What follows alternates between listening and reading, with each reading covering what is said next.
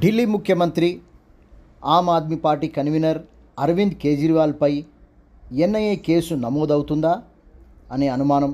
కేంద్ర ప్రభుత్వానికి Delhi lieutenant governor ఆ పార్టీకి ఖలిస్తాన్ ఉగ్రవాద సంస్థ నుండి నిధులు అందాయన్న గుర్పత్వంత్ సింగ్ పన్ను వీడియో విడుదల చేయడం, నెల రోజుల క్రితం ఆ వీడియో సోషల్ మీడియాలో వైరల్గా మారింది అని తెలిసిందే.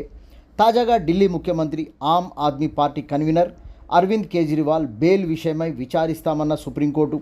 ఇంతలో అరవింద్ కేజ్రీవాల్ అమెరికాలోని ఖలిస్తాన్ ఉగ్రవాద సంస్థలతో సమావేశమై ఉగ్రవాద సంస్థల డబ్బు ముట్ట చెప్పుకున్నట్టు, ఆ విషయమై ఉన్న ఆరోపణలను ఎన్ఐఏ విచారణ జరిపించాలని ఢిల్లీ లెఫ్టినెంట్ గవర్నర్ కేంద్ర హోంశాఖకు లేఖ రాయడం ఇప్పుడు చర్చనీయాంశంగా మారింది.